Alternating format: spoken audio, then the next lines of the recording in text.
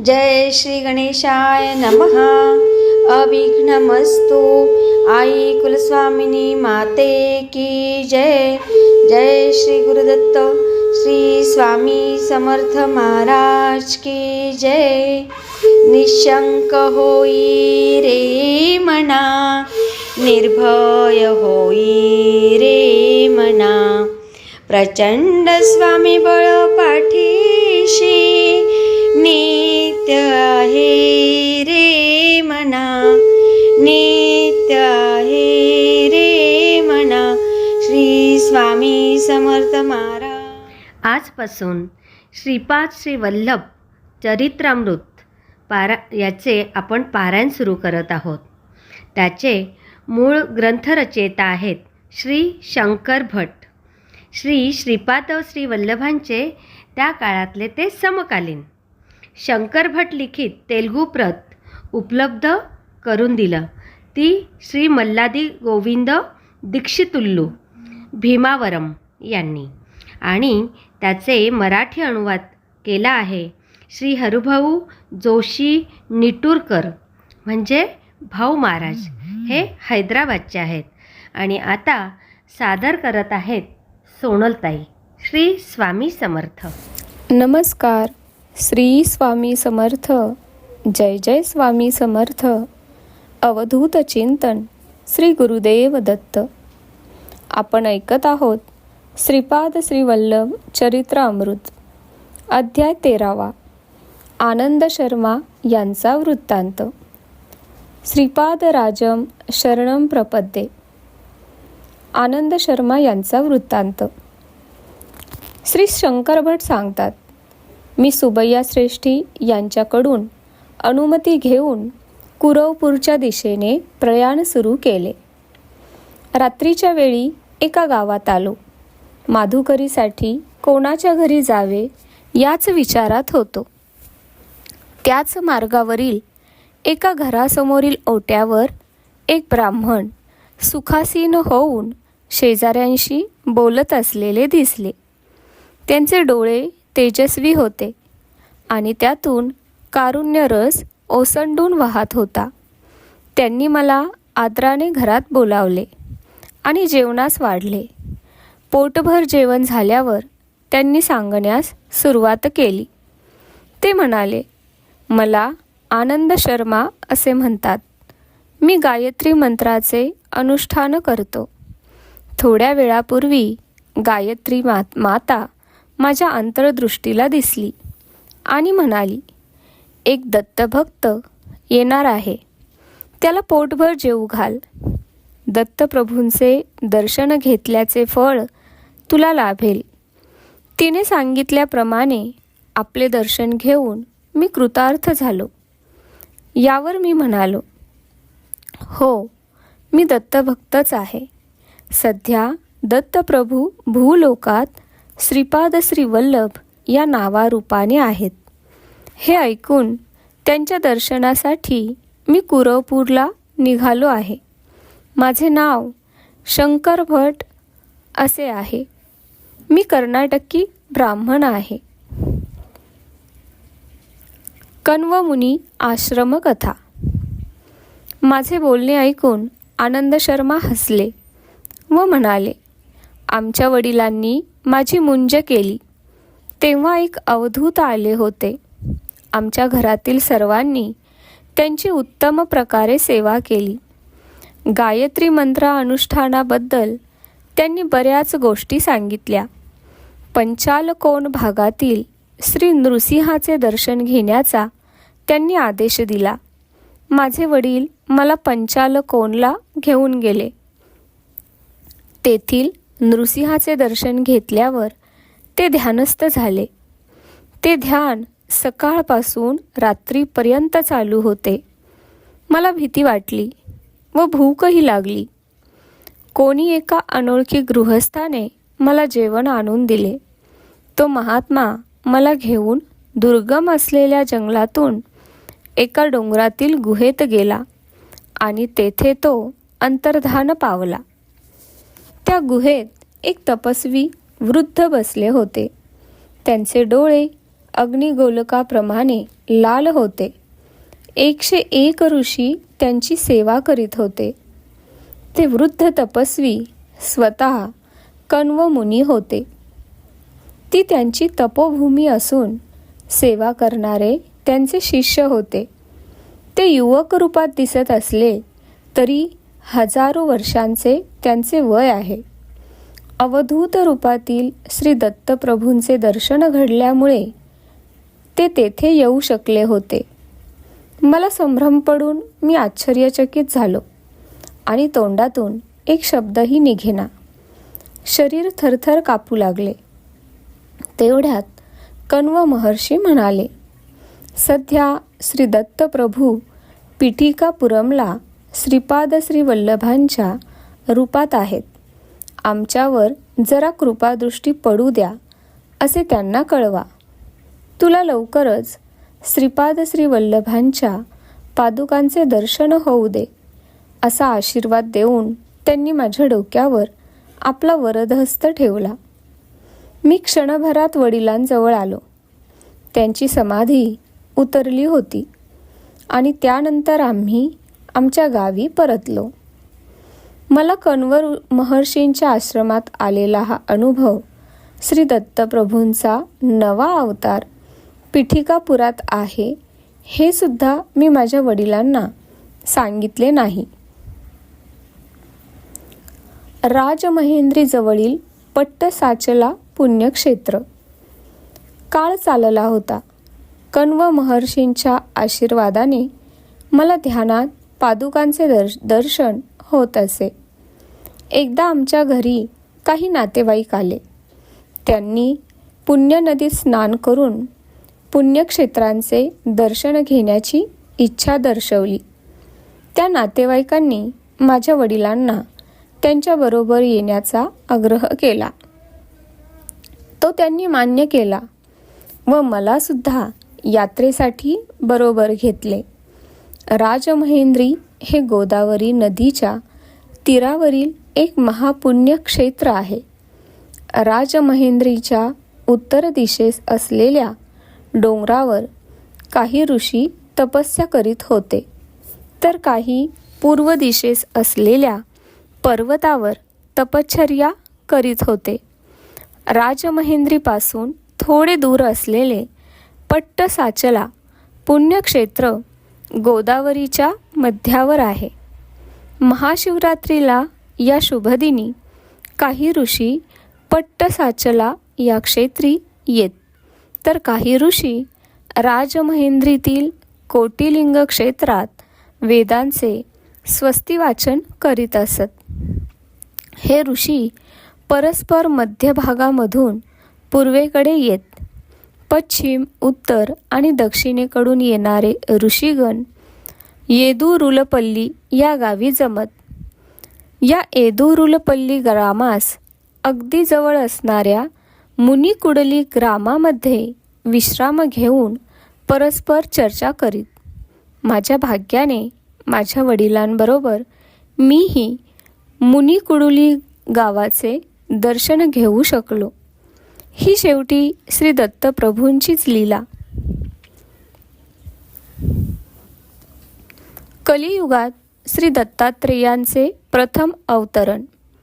श्रीपाद श्री वल्लभ, तेथे जमलेले ऋषीगण, अत्यंत गहन असणारा वेदांत विषय, योगशास्त्र, ज्योतिषशास्त्र यांच्या चर्चेत सम्मिलित झाले होते. या चर्चेत भाग घेणारे सर्व महर्षी मुक्तकंठाने श्रीपाद श्री वल्लभ पिठिकापुरममध्ये अवतरित होऊन कलियुगातील संपूर्ण प्रथम दत्त अवतार आहेत असे घोषित करीत होते.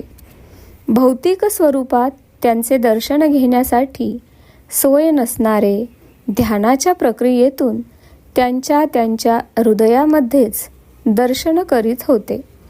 हा अवतार अत्यंत शांतमय असून करुण रसाने परिपूर्ण आहे असे ते म्हणाले. माझे वडील मला पिठिकापुरमला घेऊन गेले. आमच्याबरोबर असलेले पंडित वृंद पादगया तीर्थात स्नान करून कुक्कुटेश्वर मंदिरामधील विविध देवतांचे दर्शन घेऊन, पूजा करून, वेदांचे पठण करून श्री बापन नारियलूंच्या घरी जाण्यास निघाले. श्री बापन नारियलू श्री अप्पळराज शर्मा त्या पंडित वृंदांबरोबर वेद स्वस्ती वाचन करून आम्हास भेटले. ते दृश्य अत्यंत मनोहारी होते. असे दिव्य भव्य दृश्य पहावयास मिळणे हे सुद्धा पूर्वजन्माचे सुकृतच होय.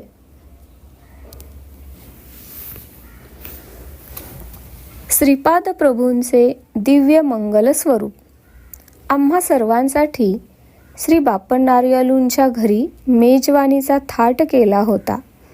त्यावेळी श्रीपादांचे वय 5 वर्षाहून कमी होते.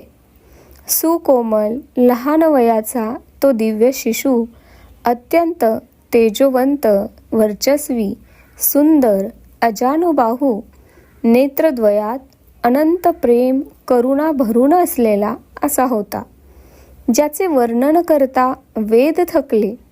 तेथे माझ्यासारख्या पामराची काय कथा. मी त्यांच्या श्रीचरणांना स्पर्श करून नमस्कार केला. तेव्हा त्यांनी आपला अभयहस्त माझ्या शिरावर ठेवला. जन्मजन्मांतरापासून माझा अनुग्रह तुझ्यावर आहे. पुढच्या जन्मी व्यंकटय्या या नावाने अवधूत होऊन, निरताग्निहोत्री होऊन, दुष्काळ पडल्यावर पाऊस पाडण्याचे सामर्थ्य तुला प्राप्त होईल. तसेच सांसारिक लोकांना होणाऱ्या त्रासांचे शमन करण्यास तू समर्थ होशील, असा श्रीपाद प्रभूंनी मला आशीर्वाद दिला. मी म्हणालो, श्रीपाद प्रभूंच्या लीला अद्भुत, अगम्य व अकलनीय आहेत. गायत्री मंत्राच्या साधनेतील रहस्य उलगडून दाखविण्याची कृपा करावी. श्रीपाद प्रभूंकडून गायत्री मंत्र सर्वाक्षर महिमा. आनंद शर्मा म्हणाले, गायत्री शक्ती विश्वव्याप्त आहे. तिच्याशी संबंध स्थापित केला असता सूक्ष्म प्रकृती स्वाधीन होते.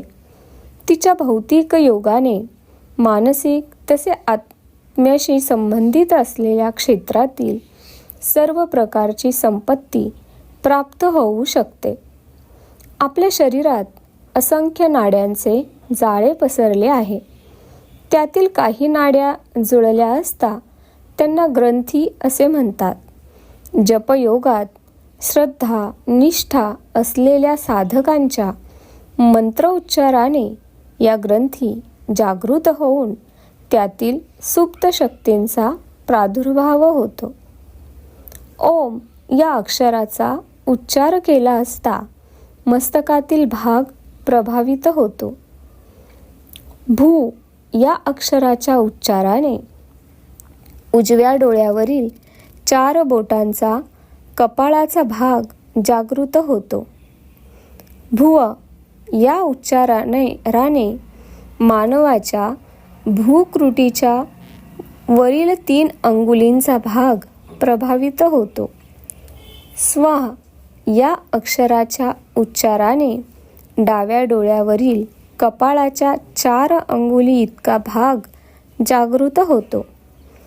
तत् या उच्चाराने आज्ञाचक्रामध्ये असलेली तापिनी गथीतील सुप्त असलेली साफल्य शक्ती जागृत होते.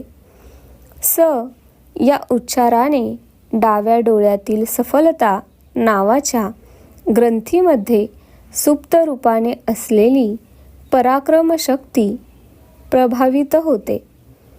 वी चे उच्चारण केले असता डाव्या डोळ्यामधील विश्वग्रंथीमध्ये स्थित असलेली पालन शक्ती जागृत होते.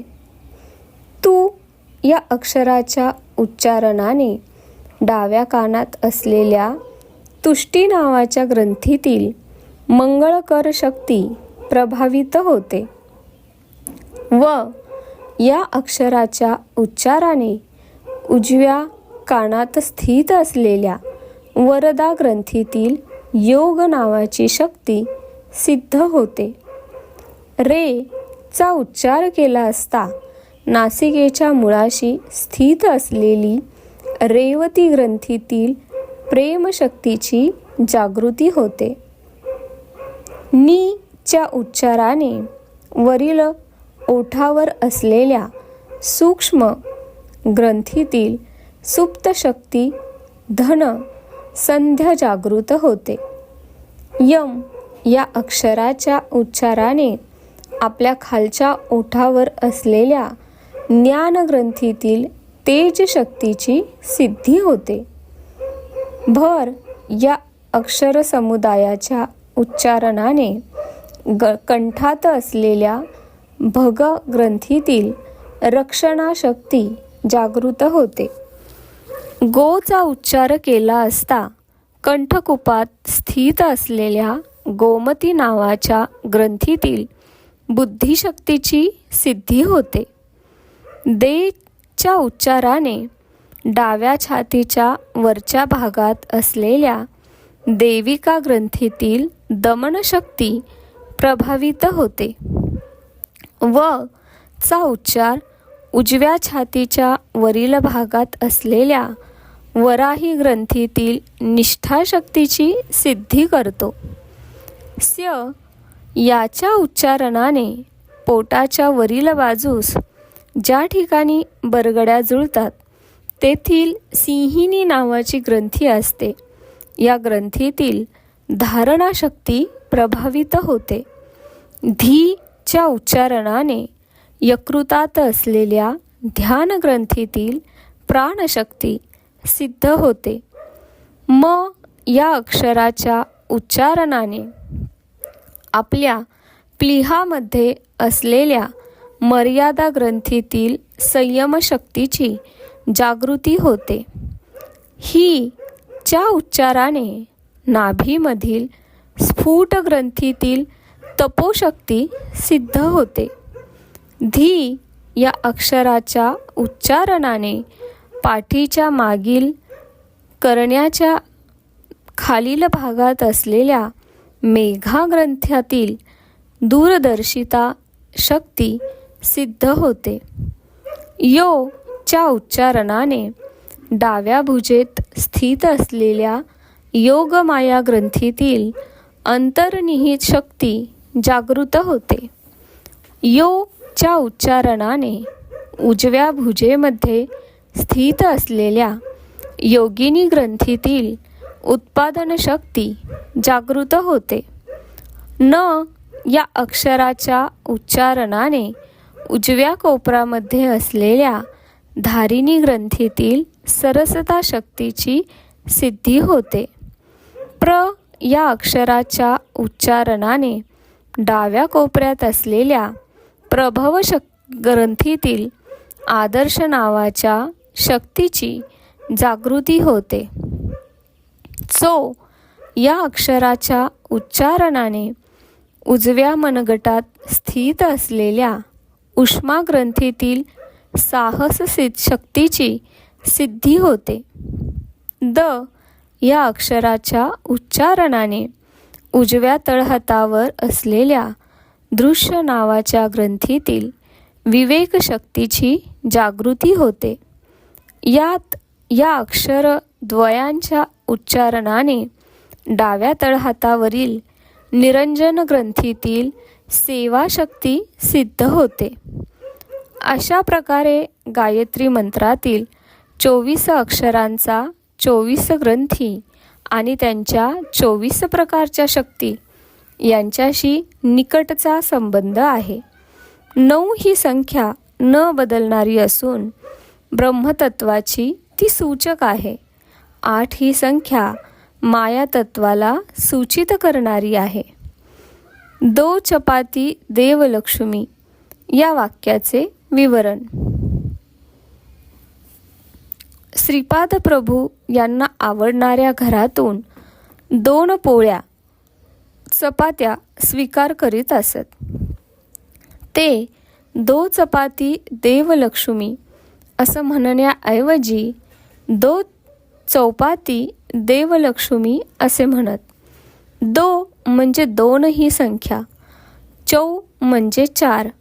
पतिदेव या शब्दात जगतप्रभू असलेल्या परमेश्वराची 9 ही संख्या सूचित होते.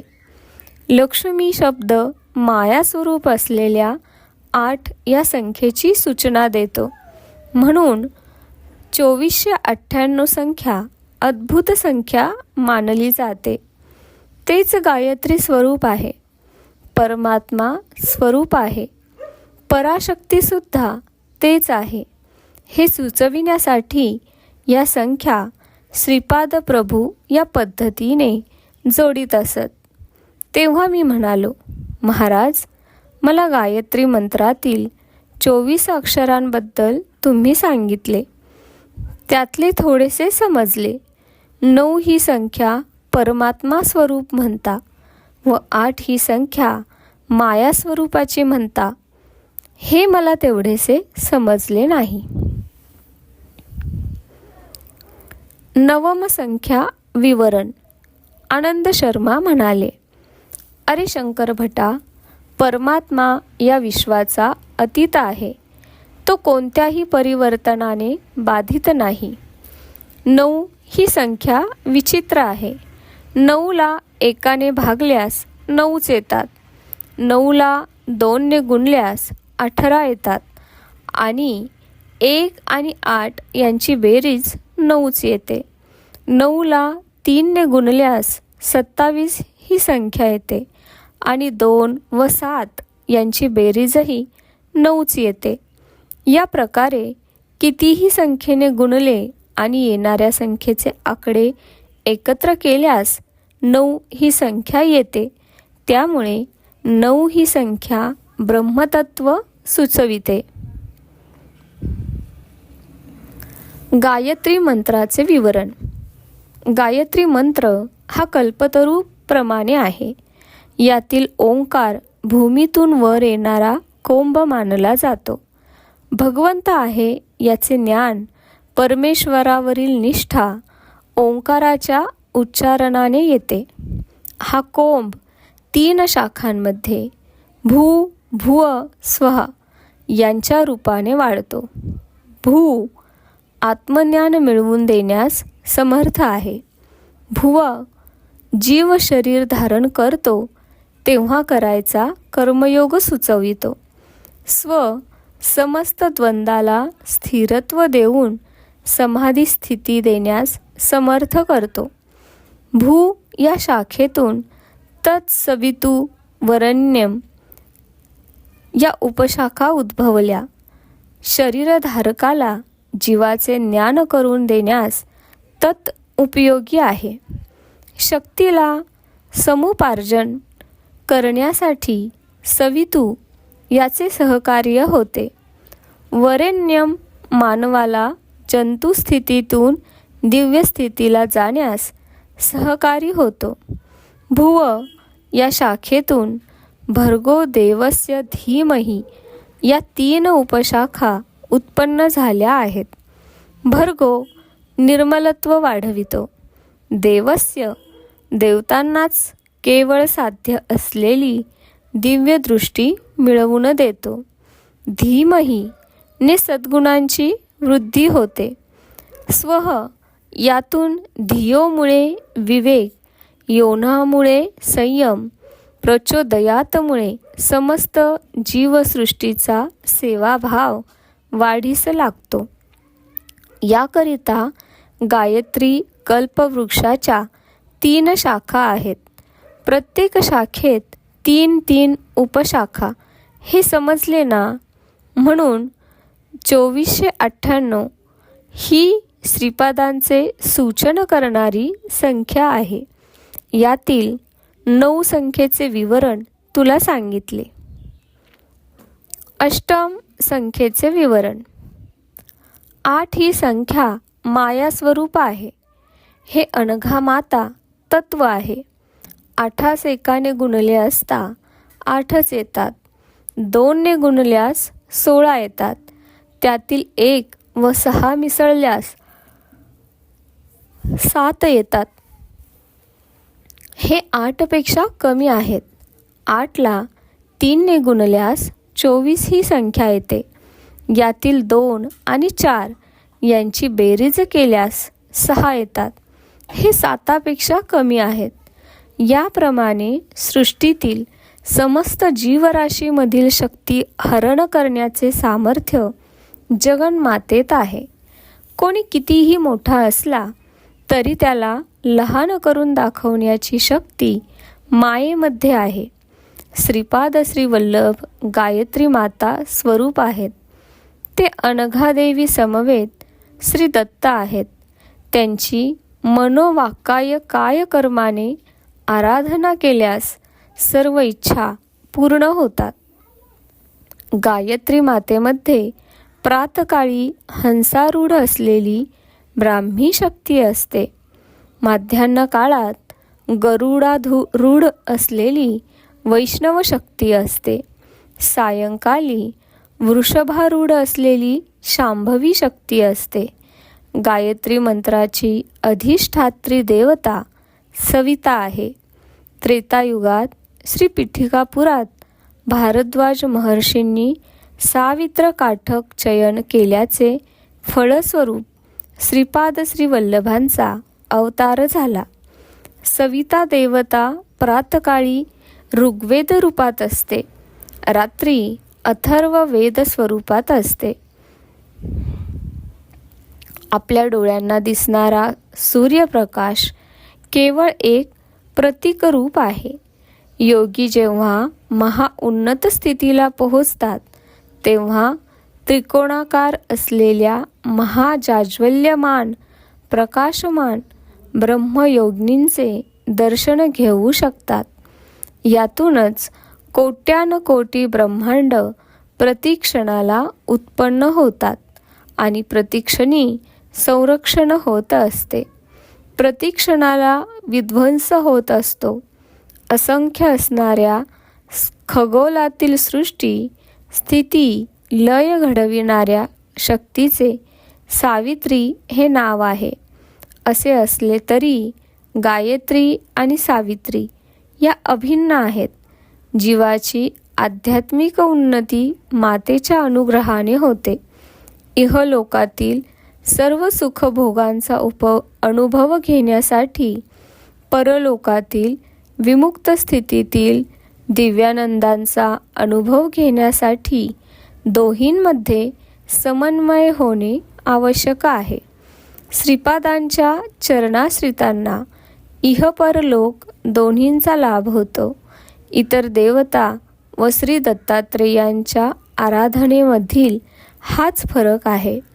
मला आनंद शर्मा महोदयांनी दिलेला सल्ला किती अपूर्व होता. तेव्हा मी शंकरभट म्हणालो, महाराज तुम्ही खूप धन्य आहात.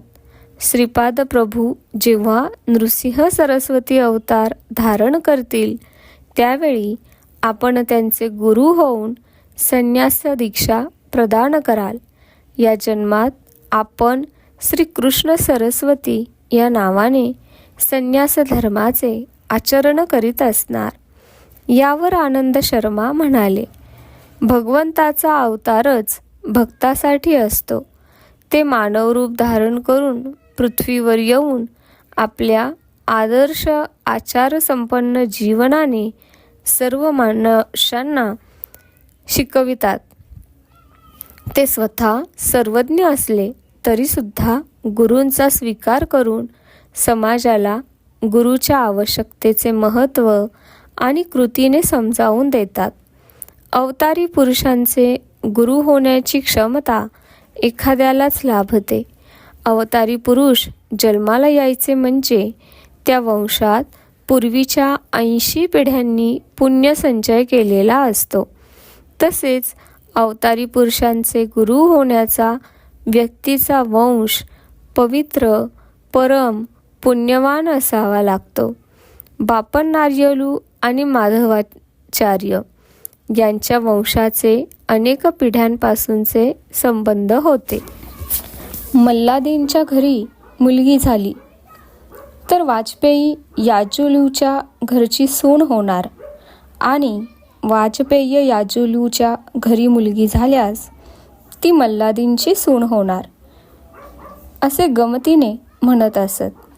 बापन्नार्यांची मुलगी सकल सौभाग्यवती सुमती वाजपेय याजुलूंच्या घरी दिली नाही.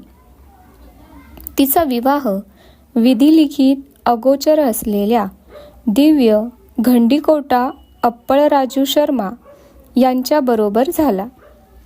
साक्षात दत्त अवतार श्रीपाद श्री वल्लभांनी त्यांच्या मातेचा रक्तसंबंध असलेल्या वाजपेय याजुलूचा सुद्धा उद्धार केला.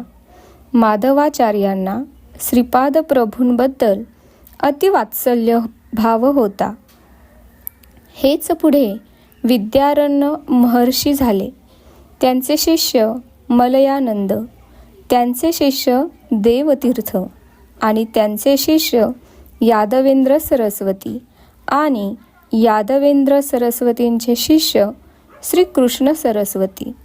विद्यारण्य महर्षी आणि कृष्ण सरस्वती यांच्यामध्ये गुरु शिष्यांच्या 3 पिढ्या होतील.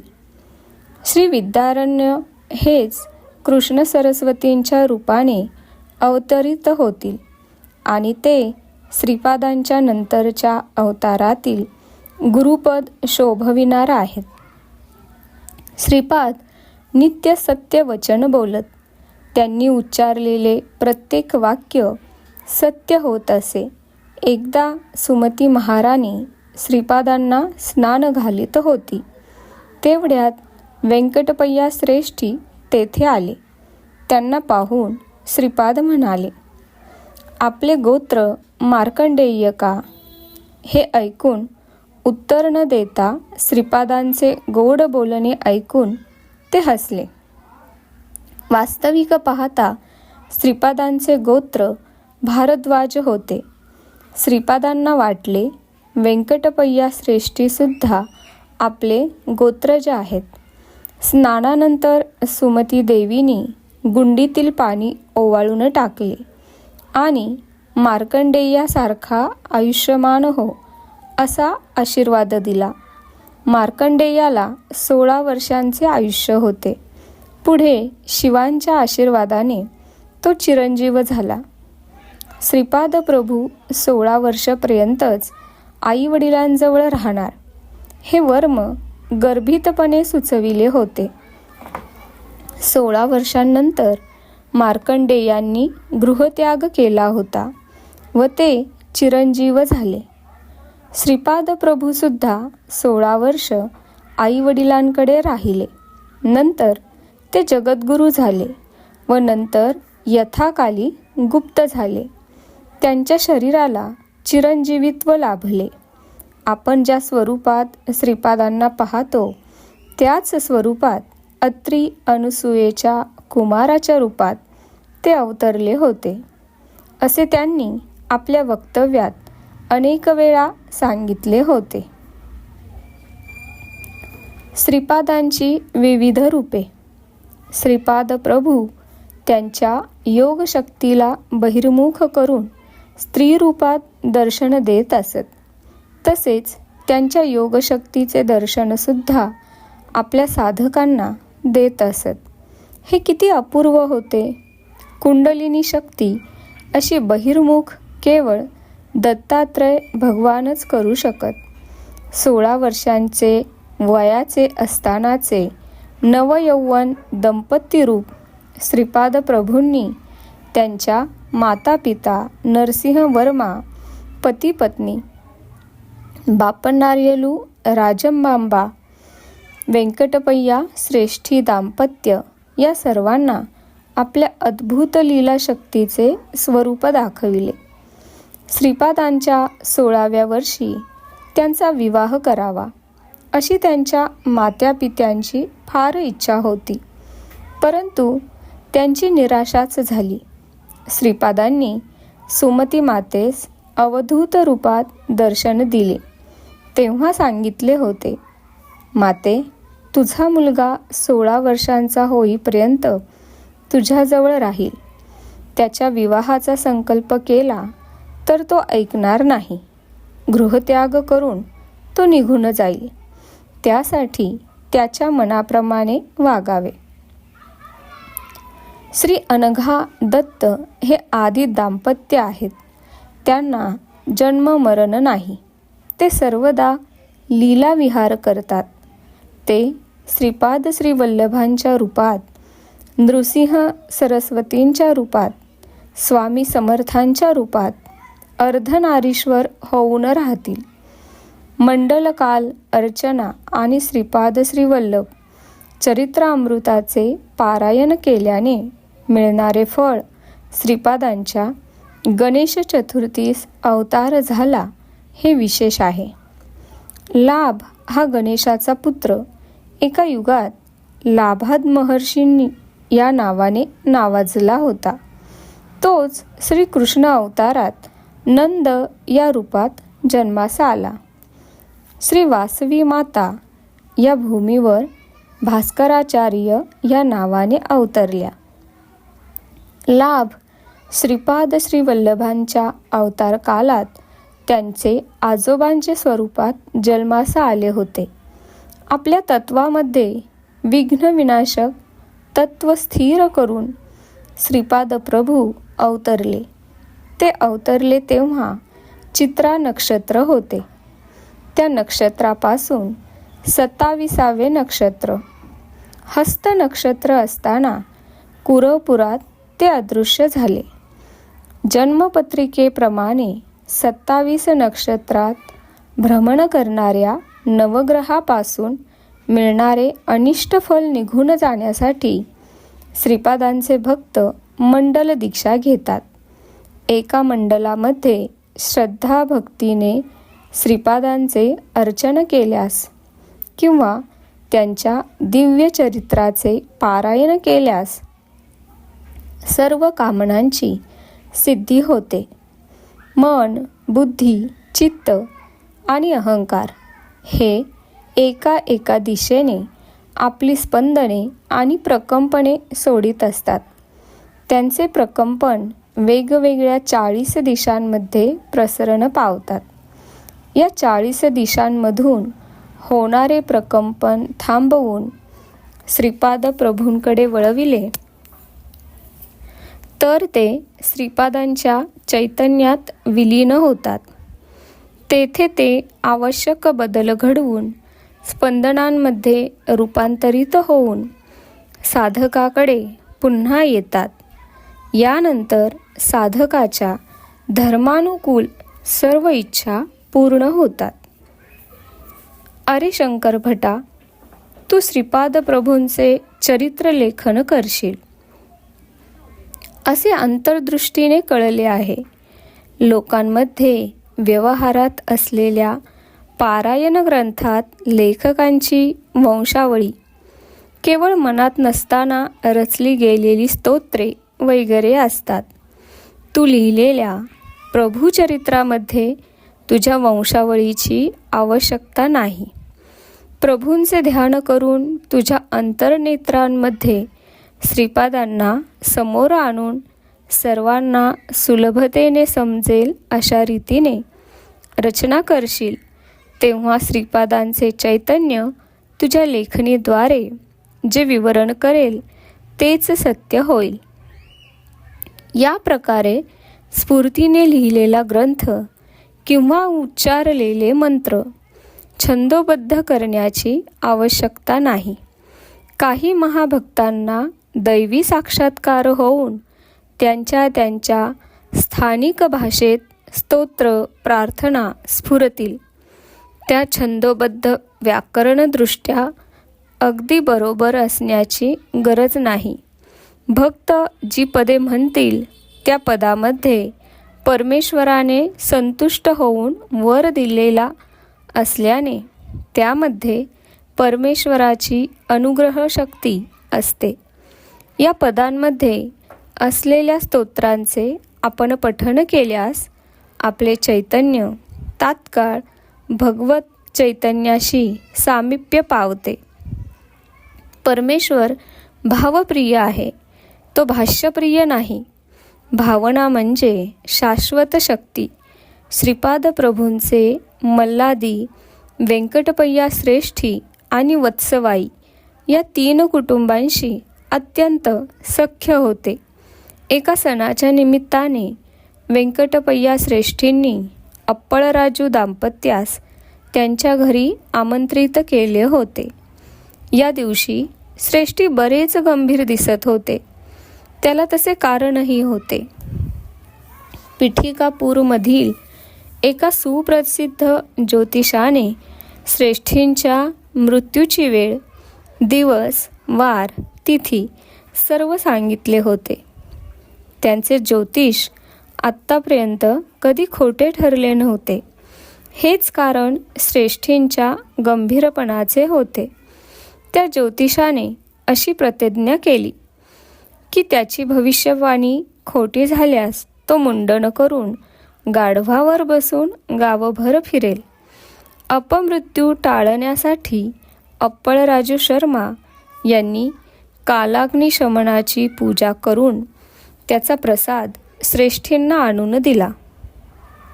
थोड्याच वेळात सुमती महाराणी भरजरी वस्त्रे परिधान करून श्रीपादास घेऊन श्रेष्ठींकडे आली. तेवढ्यात श्रेष्ठींच्या हृदयात असह्य वेदना होऊ लागल्याने ते मोठ्याने आई आई असे ओरडले. सुमती त्यांच्याकडे धावतच गेली. त्या दिव्य मंगल स्वरूपातल्या साध्वीने आपल्या दिव्य श्रीहस्ताने श्रेष्ठींच्या हृदयावर स्पर्श केला. त्याच वेळी श्रीपाद जा असे जोरात ओरडले. श्रेष्ठींच्या घरात एक बैल होता. त्याने तडफडून काही क्षणातच आपले प्राण सोडले आणि श्रेष्ठी वाचले. ही बातमी कळताच तो ज्योतिषी धावतच श्रेष्ठींच्या घरी आला. आपली भविष्यवाणी चुकल्याची त्याला खंत वाटली. श्रीपाद त्या ज्योतिषाला म्हणाले, तू ज्योतिषाचा खूप अभ्यास केला आहेस, परंतु सर्व ज्योतींची ज्योती मी असताना श्रेष्ठींना मृत्यूभय कसले? तू शिरोमुंडन करून गाढवावरून फिरायची गरज नाही. तुला पश्चाताप झाला हेच पुरे. तुझे वडील जिवंत असताना त्यांनी श्रेष्ठींकडून कर्ज घेतले होते. ते परत न करता खोटेच गायत्रीची शपथ घेऊन सांगितले की त्यांनी ते परत केले. या पापामुळे त्यांना श्रेष्ठींच्या घरी बैलाचा जन्म घ्यावा लागला. हीन योनीत असलेल्या तुझ्या वडिलांना उत्तम जन्माचा प्रसाद दिला. श्रेष्ठींच्या अपमृत्यूचे कर्मफल बैलाकडे वळविले. तू या बैलाचा दाह संस्कार करून अन्नदान कर. तुझ्या वडिलांचे वाईट कर्मफल नष्ट होऊन त्यांना उत्तम गती प्राप्त होईल. श्रीपादांच्या या सांगण्यानुसार ज्योतिषाने केले.